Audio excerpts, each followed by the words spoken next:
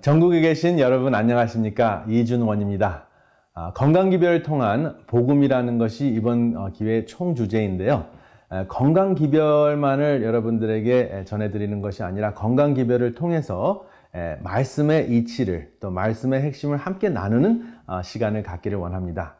이것을 이루기 위해서 여러분들과 제가 다음 세 가지를 염두에 두셨으면 합니다. 첫 번째, 새로 배운 것. 두 번째, 내가 실천할 것. 그리고 세 번째, 이웃에게 나눌 것입니다. 이 세 가지를 적용하시면 우리가 같이 보내는 이 시간들이 매우 값질 것이라고 확신합니다.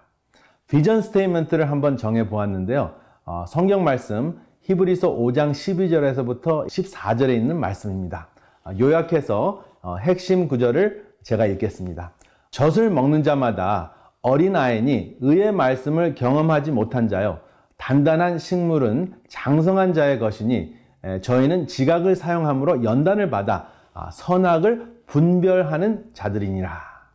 여러분, 건강 강의를 듣는 젖먹이 신앙인은 무엇을 먹으면 병이 나을까? 어떻게 건강기별을 통해 교인을 만들까? 라고 생각하지만 단단한 식물을 먹는 신앙인은 어떻게 건강을 지켜 아버지의 일을 더 열심히 할 수 있을까 생각합니다.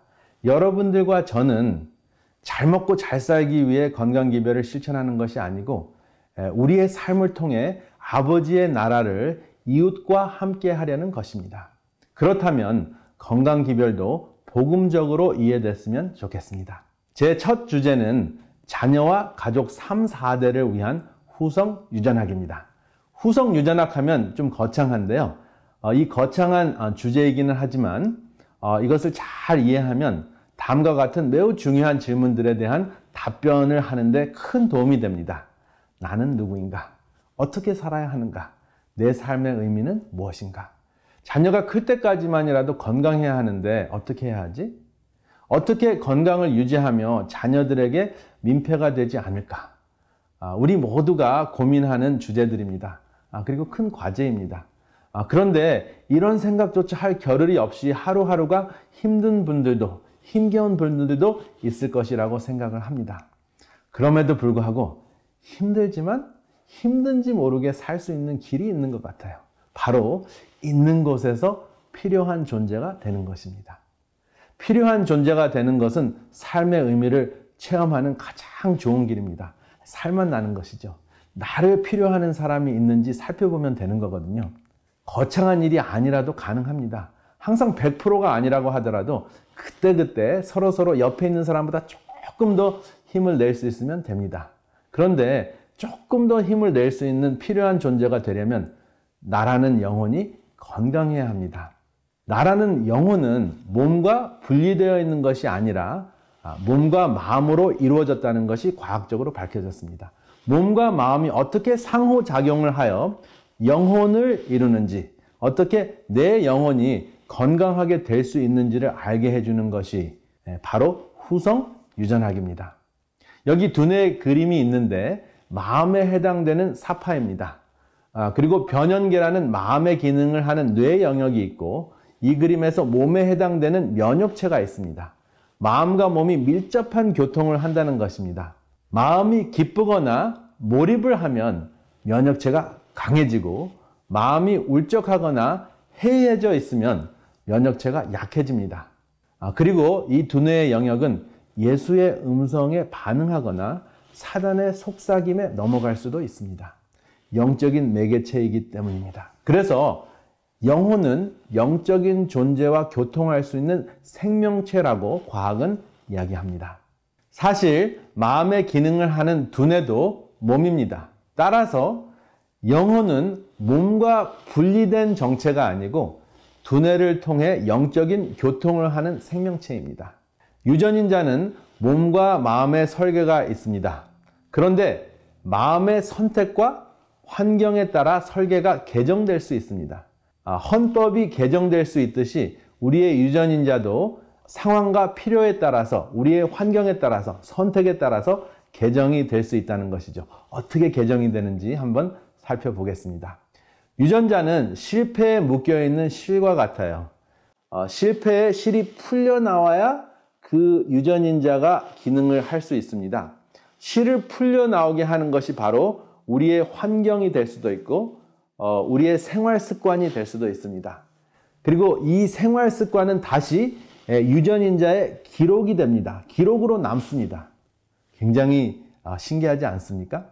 이 유전인자의 기록이 정자나 난자에 남으면 다음 세대로 유전이 되는 것입니다. 이 현상을 후성 유전학이라고 합니다. 불과 30년 전만 해도 많은 과학자들이 받아들이기를 좀 꺼려했고 또 힘들어했던 주제인데 이제는 과학적으로 계속 재입증이 되고 있는 현실입니다. 여기 4대 가족 사진이 있습니다. 후성 유전학의 대표적인 사례입니다. 바로 이 사례 때문에 전 세계적인 과학자들이 후성 유전학을 받아들이게 됐습니다. 증조 할머니는 비만, 할머니는 유방암, 엄마는 당뇨병, 손녀는 중증 알레르기에 걸려 있습니다. 세계 2차 대전 막바지에 독일군이 네덜란드를 포위해서 식량 보급을 차단하자 인위적으로 기근이 생겼습니다. 그래서 이 증조 할머니는 아주 적은 양의 칼로리에 익숙해진 후에 출산을 했습니다. 그랬더니 적은 칼로리를 섭취하다가 음식 섭취량이 정상으로 증가하면서 이 4대 가족 모두에게 과잉 섭취가 되고 또 문제가 생겼습니다. 유전인자의 발현에 차이가 생긴 것입니다. 그래서 적은 칼로리에 익숙했던 증조 할머니는 비만, 그리고 할머니는 암, 엄마는 당뇨병에 걸리게 됐습니다. 그리고 손녀는 증조 할머니나 엄마를 보고 칼로리를 적게 먹었지만 적은 양을 먹었지만 중증 알레르기에 걸리게 된 것입니다. 그런데 반전이 있습니다. 생활 습관을 통해 위의 질병들을 회복시킬 수 있다는 것입니다. 인간이 인위적인 방법으로 기근과 질병을 일으켰지만 주님은 천연계의 법칙을 통해 살 길을 열어주셨습니다. 여기 실패와 실뭉치가 이제 풀려서 실로 묘사되고 있는 그 유전인자를 보십니다. 이것이 바로 질병을 걸리게 하는 유전인자가 풀려있는 모습인데요. 이 풀려있는 유전인자 때문에 비만도 생기고 암도 생기고 또 당뇨병도 생기고 알레르기 현상도 일어나는데 이것을 묶어두면은 이러한 질병을 가질 수 있는 유전인자를 가지고 태어났음에도 불구하고 병에 걸리지 않을 수 있습니다. 어떻게 묶어두느냐 하면 바로 메틸기로 묶어두면 됩니다. 특별히 질병을 걸리게 하는 유전인자를 묶어두는 음식이 있는데 바로 비트, 양파, 마늘입니다. 그래서 암을 비롯한 질병인자를 묶어놓는 대표적인 이 음식 비트, 마늘, 양파가 메틸기가 듬뿍 들어있거든요. 그래서 이러한 세 가지 음식이 대표적인 것으로 시작이 됐지만 또 많은 다른 채식을 통해서 무지개 빛깔 음식을 통해서 질병 유전인자를 묶어 놓을 수 있다는 것이 확인이 됐습니다. 여기 사진이 있죠?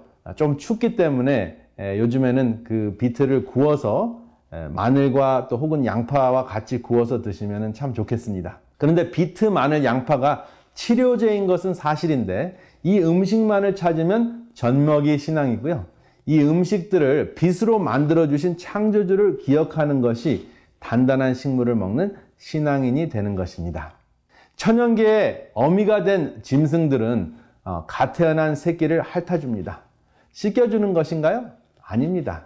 새끼에게 천연 백신을 주는 것입니다. 여기 어미소가 갓 태어난 송아지를 핥아주는데요. 이렇게 어미가 핥아준 송아지는 나중에 스트레스를 쉽게 극복할 수 있습니다. GR, 글루코코르티코이드 리셉터리라고 하는 스트레스 극복 유전인자가 실패해서 풀려 활성화되는 천연 백신을 맞았기 때문에 그렇습니다. 저는 이것을 쓰담쓰담 백신이라고 이름을 붙여 보았습니다. 송아지와 소의 모습인데, 어미소의 모습인데 바로 쓰담쓰담 백신이 있습니다. 사람도 서로에게 쓰담쓰담 백신을 줄 수 있습니다. 따가운 눈총 대신에 따뜻한 눈길, 비꼬는 말 대신에 격려의 말, 상처가 되는 표현 대신에 힘이 되는 언행으로 다양한 백신을 하루에도 여러 번 나눌 수 있습니다. 이것이 우리 유전인자의 기록이 됩니다. 여기 보시면 좋은 인자가 풀릴 때 활용되는 물질이 있는데 바로 아세틸기라는 것입니다. 좋지 않은 질병을 걸리게 하는 유전인자는 메틸기가 묶어주죠. 그래서 메틸기는 나쁜 유전인자를 묶어주는 역할을 하고 아세틸기는 좋은 유전인자를 풀어주는 역할을 합니다. 굉장히 놀랍지 않습니까? 그래서 예를 들어서 음식을 섭취하지 않아도 쓰담쓰담 해주는 삶을 살면은 아세틸기가 분비가 되어서 좋은 유전인자를 그 실뭉치에서 이렇게 풀어주는 그러한 역할을 한다 하는 것입니다.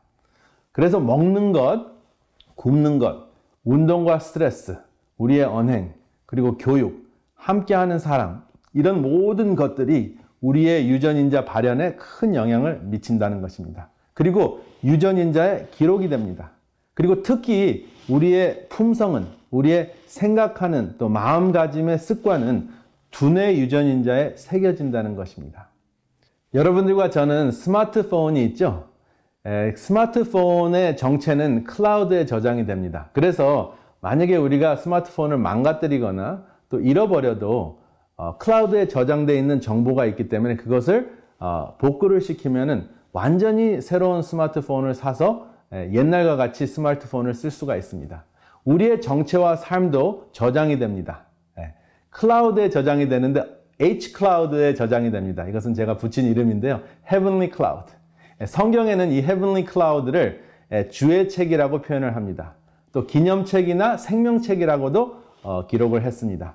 그래서 우리의 정체와 삶이 기록이 됐기 때문에 우리가 혹시 죽는다고 해도 그 모든 것이 복구가 가능합니다. 그래서 그렇게 복원이 되는 것을 부활이라고 합니다.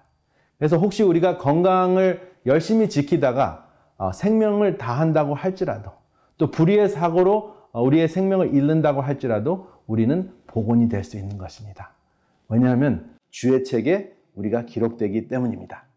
우리가 후성 유전학을 배우다 보니까 성경에 있는 말씀을 깨우치게 되는데요. 성경에 있는 말씀은 생명의 법칙을 선택할 때 운명적인 죄의 영향을 억제할 수 있다 하는 개념과 이치가 나옵니다. 그것을 바로 성화라고 합니다.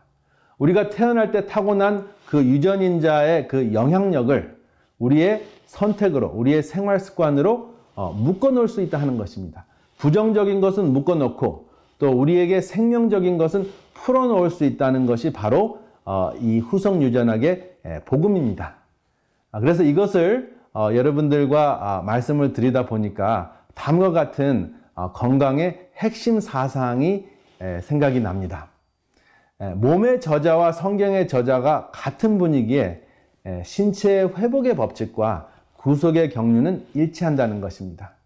진정한 힐링과 치유는 죽더라도 부활의 소망 가운데에서 평안을 누릴 수 있는 것입니다. 복원이 될 수 있으니까. 그리고 진정한 신앙은 내 이름이 생명책에서 제해지더라도 내 이웃이 구원받기를 기도하는 것입니다. 나만 구원받겠다고 안간힘을 다하고 다른 사람이 안 보이는 것이 아니라 한 발짝 이렇게 떨어져서 내 이웃이 구원받기를 기도하면서 하나님과 교통하는 것, 그것이 건강복음의 진정한 정신이라고 할 수 있겠습니다. 이러한 내용들을 나누시면서 또 삶에 적용하시면서 우리가 나만 건강한 것이 아니라 내 이웃과 함께 건강해져서 아버지를 함께 하시는 공동체가 되기를 이 시간에 간절히 바랍니다. 감사합니다.